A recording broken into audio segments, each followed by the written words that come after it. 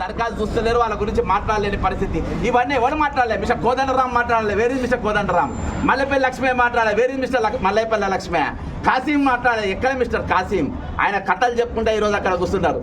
ఏది విద్య అనే అమ్మాయి కంట ఈరోజు రేవంత్ రెడ్డి లవర్ అంట అని చెప్పేసి ఆయన కథలు చెప్పుకుంటే ఆయన కూర్చుంటారు.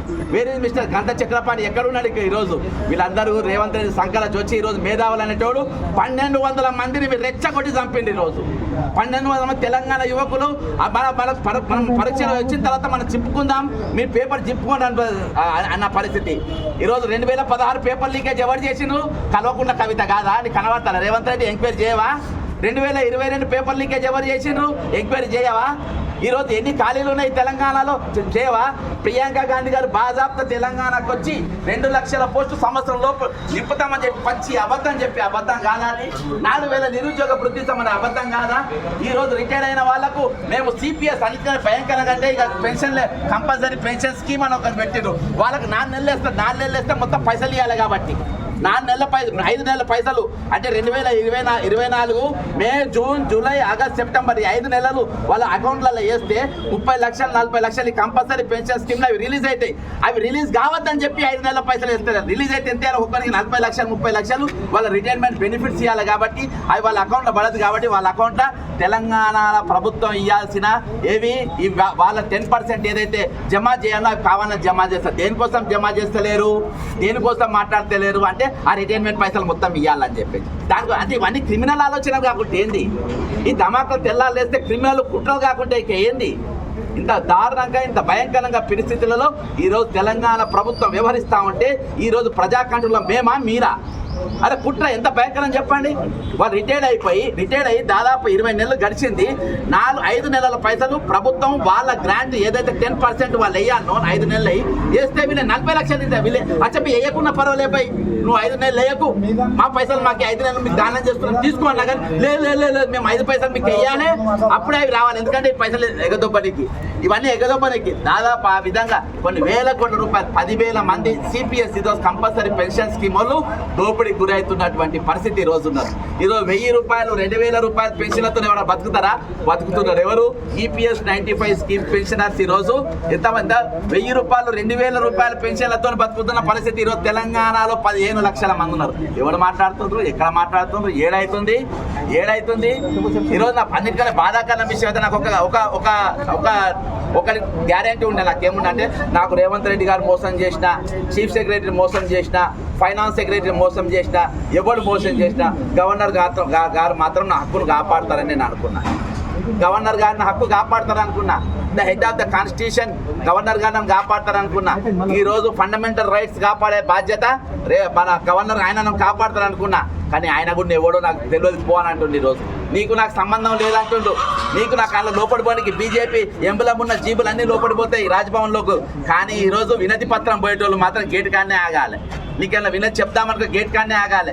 వాళ్ళు 5 ఏళ్ళ పుట్టిన పిల్లకెళ్ళి మొదలుపెట్టి ఈరోజు కాడికి పోయే వృద్ధుల దాకా ఎవరిని గేటు తలిపినా నువ్వు హక్కు కోసం మాట్లాడడానికి వచ్చినావా చలో జైల్లో అని చెప్పేసి ఈరోజు పంజాగుట్టకెళ్ళి సోమాజిగూడ వరకు మొత్తం పోలీసులు పెట్టి నిర్దాక్షిణంగా అరెస్ట్ చేపిస్తున్నట్టు పరిస్థితి. మేము ఎట్లా మౌనంగా ఉంటాం? ఎట్లా కాముకుంటాం? దీనికోసం ఏమైనా తెలంగాణ తెచ్చుకున్నది అనుకున్నారు కావచ్చు. సంఘాలన్నింటినీ నా సంఘాలు పెట్టుకున్నా, మేధావులు ఉన్న అర్రలు వేసుకున్నా, ఇక్కడ మాట్లాడేటోళ్ళు ఎవరు ప్రకృతి అనేది ఒకటి ఉన్నది మిస్టర్.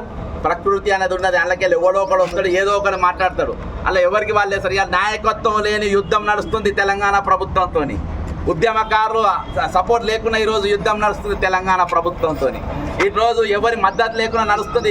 శాసనసభలో ఉన్నా కానీ ప్రతిపక్షాల మద్దతు లేకుండా ఈరోజు యుద్ధం నడుస్తుంది తెలంగాణ ప్రభుత్వంతో. అది కామన్ మ్యాన్ కన్నెర్ర చేస్తే ఏ విధంగా అనేదో ఈరోజు పెద్ద పార్టీలు ఇస్తే కూడా పెద్ద పార్టీలు పిలుపునిస్తే కూడా ఇయాటి వరకు రాజ్భవన్ దగ్గరికి ఏ పార్టీ కూడా ఇయాటి వరకు పోలేదు. కానీ ఇవాళ రిటైర్మెంట్ అయిన కామన్ మ్యాన్ గేట్ దగ్గర పోయి మిస్టర్ గవర్నర్ కమ్అవుట్ అని చెప్పి తలుపు కొట్టిన పరిస్థితి.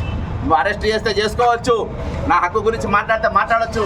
కానీ మిమ్మల్ని మాత్రం ప్రశ్నించే హక్కు, మిమ్మల్ని మాత్రం మేము ఈరోజు నిలదీసే హక్కు మా పైన ఉన్నది చెప్పి ఈరోజు తెలంగాణ ఉద్యోగులు అది నిరూపించింది.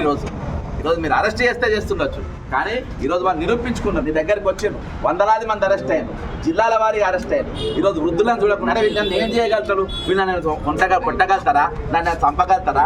నన్ను పొడగలుగుతారా? రాని మాట్లాడతారు. ఎన్ని నిమిషం అన్ని బాధ ఏందో ఇంత ఏమైతుంది గవర్నర్ గారికి?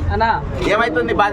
ఇప్పుడు ఇంత పోరాటం చేస్తారు కదా, ఇది వ్యక్తిగతమైనా లేకుంటే ఏమైనా ప్రభుత్వ సంఘాల ఏమైనా మద్దతు ఉందా? మరి ఎవరి సంఘాలు? ఇప్పుడు ప్రభుత్వ ఉద్యోగాలు ఉన్నారు కదా, వాళ్ళ సంఘాల ఏమైనా? వాళ్ళంతా అరెస్ట్ అయింది కదా ఇప్పుడు. సంఘాలంతా దొంగ సంఘాలంతా ఇప్పుడు రేవంత్ రెడ్డి గారు సంఘాలు ఉన్నాయి కదా, వాళ్ళ సంఘాలు బరాబర్ మాట్లాడతా. నేను ఎందుకు ఉంది అలా?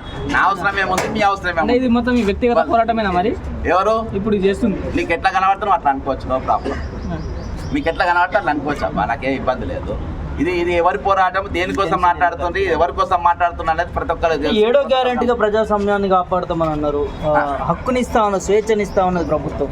ఇది హక్కు స్వేచ్ఛనిస్తుంది అనుకోవచ్చా? రేవంత్ రెడ్డి మాట్లాడతారు కదా పెద్ద పెద్ద మీటింగ్లలో. ఇది నా గేటు, నా ఇల్లు గేటు, రేవంత్ రెడ్డి ఇల్లు గేటు కాదు. నేను బయటికి పోతా అంటున్నా, నా గేట్ల కింద నన్ను బయటికి పోనిస్తాను. స్వేచ్ఛ అంటారా? స్వేచ్ఛ లేదంటారా? అవును, నేను పెద్ద క్రిమినల్. నా మీద 89 క్రిమినల్ కేసులు ఉన్నాయి. నేను పెద్ద దందాలు చేసినా, భూ కబ్జాలు చేసినా, బ్లాక్ మెయిల్ చేసినా, ఓటుకు నోటు దొంగ, ప్రధాన దొంగ నేనే. కాబట్టి నాతో శాంతి భద్రత ఉన్నది. కాదని నేను అంటున్నానా? కాదని అంటున్నా. దొంగని నేను. నా మీద 420 కేసు కూడా ఉన్నది. కేసులో చిట్టా నంబర్ 4 2 కేసులు ఉన్నాయి. 420 కేసులు నా మీద. ప్రభుత్వ ఉద్యోగం నా దగ్గర దాచిపెట్టుకున్న పైసలు కూడా నేనే దొబ్బేసిన. నేను హార్వర్డ్ యూనివర్సిటీ పోతున్నా అని చెప్పి పుస్తకాలు లేకుండా లోపల పంపిన, పెన్ను లేకుండా నేను క్లాస్ రూమ్లో కూర్చున్నా, ఏం నోట్స్ లేకుండా నేను బయటకు వచ్చిన. నేను పాస్ అయినా సర్టిఫికేట్ పట్టుకొచ్చిన. ఆదేం చదువు నాకు కూడా తెలియదు, కానీ అసలు చదువు నేను చదువుకున్నా. ఇంకా అడుగుతారా? దావోస్ కూడా నేను పెట్టుబడులు తీసుకొచ్చిన 1,79,000 కోట్లు. నాకు మాట్లాడ రాకుండా నన్ను చూసి నన్ను నమ్మించిండ్రు. అదేందా? అంత పెద్ద క్రిమినల్ నేను. అందుకని నేను శాంతి భద్రతలు భగ్నం చేస్తున్నా. ఇంకా నేను అరెస్ట్ అయినట్టున్నా. ఇంకేమైనా అడిగితే అడుగు. అంటే ఇప్పుడు సచివాలయాన్ని ముట్టడించకుండా రాజ్భవన్ ముట్టడించడానికి ప్రధాన కారణం ఏమైనా ఉందా? ఎవరు ఈరోజు చెల్లో అసెంబ్లీ పోయినాం, సచివాలయం దగ్గర లోపలికి బక్క చేసాను రావద్దని ఆల్రెడీ జీవోనే పాస్ చేశాను. నన్ను గేట్ దగ్గర ఆపుతారా? డౌట్ ఉంటే నువ్వు నాతో రా. ఇప్పటికి 4 నెలలు అయింది, నాకు సచివాలయంలోకి ఎంట్రీ లేదు. ఎంట్రీ కాకుండా ఏది మన ఇప్పుడు కుబేర్ ఇలా మెయిన్ మిల్లని ఎవరనుకుంటున్నావు? Finance secretary Kuber. ఆ కుబేర్ కుంభకర్ణుడి పేరు విల్లా నంబర్ 42 ఆయన గిఫ్ట్కి ఇచ్చి రియాల్ దాకా చీఫ్ సెక్రటరీ ఎవరు ఇచ్చిందో చెప్తలేడు. విల్లా నంబర్ 42 గొర్రెల స్కామ్ మొదలుపెట్టింది ఎవరు తెలుసా? ఆయన ఇప్పుడున్న ఫైనాన్స్ సెక్రటరీ సందీప్ కుమార్ సుల్తానియా. గొర్రెల స్కామ్ కీ పర్సన్ సలహాలు ఇచ్చింది వీళ్ళే. ఈరోజు మస్తు బొచ్చెడు గొర్రెలు ఉన్నాయి మనకు. ఏడపోయినా అవే ఉన్నాయి, అనంతపూర్లో అవే ఉన్నాయి, బళ్ళారులో అవే ఉన్నాయి. ఐడియా ఇచ్చింది వీళ్ళున్న ఫైనాన్స్ సెక్రటరీ. ఇన్ని నేను మాట్లాడుతున్నా. ఈరోజు ఎందుకు నా మీద కేసులు పెట్టారు వీళ్ళు? ఎందుకంటే అవి దొంగలు బరాబర్ ఉన్నాయి, నా దగ్గర సాక్ష్యాలు ఉన్నాయి. ఎక్కువ తక్కువ మాట్లాడితే మేము లోపల పోతామని చెప్పేసి మూసుకొని కూర్చున్నారు. కాబట్టి ఈరోజు 101% తెలంగాణ అప్రజాస్వామ్య చర్య జరుగుతూ ఉంది. ఈరోజు నిరుద్యోగులే కాదు, ఉద్యోగులు కూడా భద్రత లేదు. ఇదివరకు నౌకర్లు లేకుండా పిల్లలు ఇచ్చేటోళ్ళు కాదు. ఈరోజు ప్రభుత్వ ఉద్యోగం అంటే పిల్లని ఇయ్యారు. వచ్చే రోజులలో చూడండి అసలు పరిస్థితి వస్తుంది. ఈరోజు లంచాలు తీసుకుంటున్నా అనుకున్నావు? ఏసీపీకి ఎందుకు పట్టుబడుతున్నారు? రేపటి అన్న ఎక్కువ సిపిఎస్ వాళ్ళే ఉంటారు. అంటే కంపల్సరీ పెన్షన్ రానోళ్ళు. రేపటి దినాన నా బతుకు కూడా ఇళ్ళ లెక్క అవుతుందని చెప్పేసి లంచాలు. అంటే టైటానిక్ సినిమాల పడవ ఐసును గుద్దుకున్నాక ఒక్కొక్క దొరుకుతూ ఉంటారు. నేను సత్త బద్ద అట్లా ఏసీ బోల్ తెగిడిచి లంచాలు తీసుకుంటూ దొరుకుతూ తప్పించుకుంటారు. ఈరోజు ఇవన్నీ జడ్సన్ గారు ఇప్పుడు ముఖ్యమంత్రి రేవంత్ రెడ్డి చెప్తా ఉన్నాడు, ఈ బకాయిలు రావాలంటే ఈ రిటైర్డ్ అయిన ఉద్యోగులనే అడుగుతున్నాడు. ఏ పథకం ఆ పనులు చెప్పండి, నేను ఆపుతా అంటున్నాడు. మరి చెప్తే ఏమవుతుంది వీళ్ళు? బ్రదర్, ఆయన డిఫరెన్స్ బిట్వీన్ పథకం అండ్ కమిటెడ్ ఎక్స్పెండిచర్ అర్థమైందా? ఇవాళ నేను బిర్యానీ తినేది ఉన్నది కాబట్టి నేను నా ఇంట్లో పూలు చేయించుకుని పూలు ఏదంటే పూలు వండుకుంటా. నా ఇంట్లో నేను ఇవాళ బిర్యానీ తినేది ఉన్నది. నా ఇంట్లో కూలి పని చేసిన వాళ్ళు మీ జీతం ఇవ్వాలి, నేను బిర్యానీ తినేది ఉంది. మీ బిర్యానీ ఆపన్నా లేకుంటే వాళ్ళ కూలి ఆపాలా అంటే ఏం చెప్పాలి? ఈరోజు ఫస్ట్ కూలే ఇవ్వాలి, డబ్బులు లేవంటారు. కూలే ఇవ్వాలి. అసలు నువ్వు పన్నుని పెట్టుకోవద్దు. అసలు శాత కాకుండా దిగిపోవాలి నువ్వు. బ్రదర్, నేను చర్చించడానికి రెడీగా ఉన్నా. నేను పైసలు ఎక్కడికి ఆదాయం ఉందో నేను చూపెడతాను. నా దగ్గర డాక్యుమెంటేషన్ ఉన్నది. ఈ రోజు జిఎస్టీ నువ్వు పెట్రోల్ పోసుకోగానే 35 రూపాయలు 30 రూపాయలు మోడీకి పోతాయి, 30 రూపాయలు రేవంత్ రెడ్డికి వస్తాయి. పెట్రోల్కి వెళ్ళి మొదలుపెట్టి ఈరోజు ప్రతి దాని మీద ట్యాక్స్, ప్రతి దానిలో వీళ్ళ పైసలు వస్తాయి. అట్లా 18,000 కోట్లు వస్తాయి. 18 కోట్లలో ఫస్ట్ నువ్వు ఉద్యోగుల జీతాలు, డిఏలు, పిఆర్సీలు వాళ్ళ హక్కులు వాళ్ళకి ఇచ్చిన తర్వాత నువ్వు వేరే దేనికైనా వాడాలి. నువ్వు ఇవన్నీ తెలిసినాక కూడా మనం పథకాలు ఎందుకు పెట్టినా? ఎవరు అడిగింది పథకం? ఎవరన్నా అడిగిందా? ఆ రోజు ఆ ప్రభుత్వం మీద పోరాటం చేసింది మేమే. మాకు తెలియదు ఏమన్నా విన్నావా? ఈ రోజు నువ్వు ఎన్ని కమిషన్లు వేసావు? ఏ కమిషనర్ ఏమని బొచ్చు బీకినావు? నువ్వు కాళేశ్వరం మెగా గాని బొచ్చు బీకినావా? లేకుంటే నువ్వు ఏది టీజీపీఎస్సీలో స్కామ్ జరిగిన అండేమన్నా పీకినావా? గొర్రెల బస్సులో ఎన్ని గొర్రెల బొచ్చు పీకినావు నువ్వు, ఏం చేసినావు నువ్వు, మాట్లాడినా చాలా ఉన్నాయి. నేను 1 to 1 కూర్చుని నేను చాలా మాట్లాడగలుగుతా. కాకపోతే ఈ రోజు వాళ్ళు మాట్లాడతానే కదా ఇక్కడ పని పెట్టింది దుకాణం. మీలాంటి వాళ్ళు అర్థం చేసుకుంటలేరంట, పైసలు లేవు నన్ను ఏం చేయమంటారు అంటున్నాడు కదా. ఇక ఆ మీదవే చెప్పాలని నేను వినాలి. కాబట్టి ఈ రోజు అన్ని గత ప్రభుత్వం చేసినటువంటి మొత్తం అక్రమాలు ఆరోపణలు మొత్తం కూడా ఇప్పుడు వీళ్ళు అంటున్నారు కదా రేవంత్ రెడ్డి స్వయంగా వాళ్ళు చేసిన నిర్లక్ష్యం వల్లనే వాళ్ళు చేసిన అప్పులు మొత్తం ఈ రోజు తీర్చలేకపోతున్నారు. అందుకనే ఈ రోజు ఇన్ని సందర్భాలు ఎదురవుతున్నాయి. నాకు ఇంకా టైం వాళ్ళు అట్లా చేసిన నీకు కొట్టేసి ఇప్పుడు ప్రభుత్వం చర్చకు పిలిస్తే మరి ప్రధాన డిమాండ్ అంటే ఏమంటారు? మరి చర్చకు సిద్ధంగా ఉన్నారా మరి ప్రభుత్వం? నేను నాతోనే చర్చ, నాతోనే పని అబ్బా. ఏదైతే నువ్వు కమిటెడ్ చేసుకున్నావు, ఏదైతే నువ్వు ఎక్స్పెండిచర్ కమిట్ చేసుకున్నావు, వాళ్ళ ఎక్స్పెండిచర్ వాళ్ళ బరాబర్ ఇవ్వాలని అంటున్నా, వాళ్ళ హక్కులు వాళ్ళకి ఇవ్వాలంటున్నా, వాళ్ళ డబ్బులు వాళ్ళకి ఇవ్వాలంటున్నా. ఈ రోజు అవన్నీ పక్కన పెట్టి ఈ రోజు వాళ్ళ హక్కులను కాలరాసి ఈ రోజు మాట్లాడతామన్న గవర్నర్ గారి దగ్గర పోతాం మాట్లాడకుండా చేస్తున్నప్పుడు ఎట్లా చెప్పు?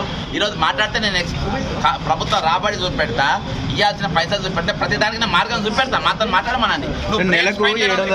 ఈ రోజు ప్రభుత్వం బ్రెయిన్ స్పైన్ లేని వాళ్ళని పక్కన పెట్టుకున్నారు. అంటే ఆయన చెప్పిన ప్రతి దానికి సప్పట్లు కొట్టేటోళ్ళను పక్కన పెట్టుకున్నారు. అర్థమైందా? 6 సలహాదారులు ఉన్నారు.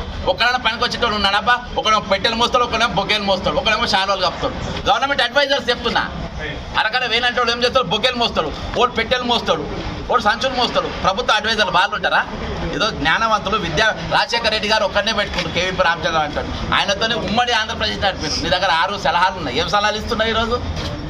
ఏం సలహాలు తెస్తున్నారు ఈరోజు? తెలంగాణ దేనికోసం తెచ్చుకున్నాం మనం? 12 మంది దేనికోసం చచ్చిపోయారు? ఉద్యోగులు దేనికోసం పోరాటం చేస్తున్నారు? కాబట్టి ఈరోజు ఉద్యోగ సంఘాలు కూడా మాట్లాడలేని పరిస్థితిలో ఈరోజు తెలంగాణ సమాజం వచ్చింది. ఈరోజు 700 కోట్లు రిలీజ్ చేస్తున్నాం అని బట్టి విక్రమార్క చెప్పిండు నెలకు. మరి ఇప్పుడు ఆయన తోటి డైరెక్ట్ ముట్టడులు ధర్నాలు కాకుండా ఆయన తోటి ఎందుకు మాట్లాడలేదు? రేవంత్ రెడ్డి గారు 700 మందిని బువ్వకు పిలిచిండు. బువ్వకు పిలిచి అందరికి చెప్పిందంటే 10 మందికే వండినా అని. ఈ 700 మంది ఏమనుకుంటారంటే ఈ 10 మందిలో అన్న మనకేదో దొరుకుతానే 700 మంది అస్సలు కట్టేది అసలు వంటే చేయలే అక్కడ. అర్థమైందా? అంటే 700 కోట్లలో ₹1 కూడా రాలేదు. ప్రభుత్వంతో మా గవర్నర్ గానే కలుస్తా. ప్రభుత్వం చాతగాని పని అర్థం. ఇది ప్రజాస్వామ్యం బాబా.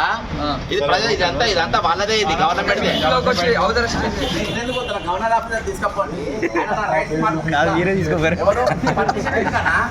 గవర్నర్ ఫండమెంటల్ రైట్స్ కాపాడతారు.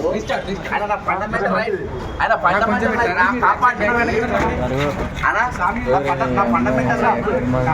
ఫండమెంటల్ రైట్స్ కాపాడడానికి వాళ్ళు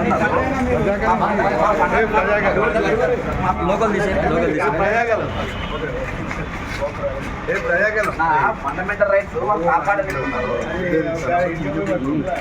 మా ఫండమెంటల్ రైట్స్ ఎందుకని మనం తీసుకోకుండా అంటే గవర్నర్ కానీ కూడా దండం పెడతా. నేను దండం పెట్టుకుంటా. దండం పెట్టుకుంటా గవర్నర్ కానీ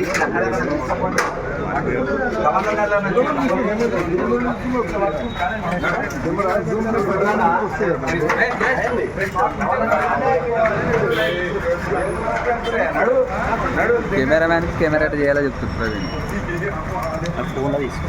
అదే ఫోన్ మరి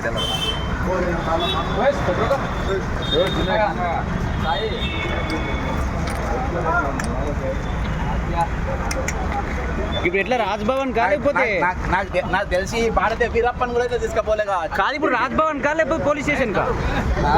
రాజ్భవన్కి వెళ్తురా పోలీస్ స్టేషన్కి వెళ్తురా? రాజ్భవన్ కి అబ్బా. రాజ్భవన్కి మరే వాళ్ళు పోలీస్ స్టేషన్ తీసుకుపోతే ఏం చేస్తారు? పోలీస్ స్టేషన్ కంటారు, మీరు రాజ్భవన్ మధ్యలో దారి మళ్ళిస్తే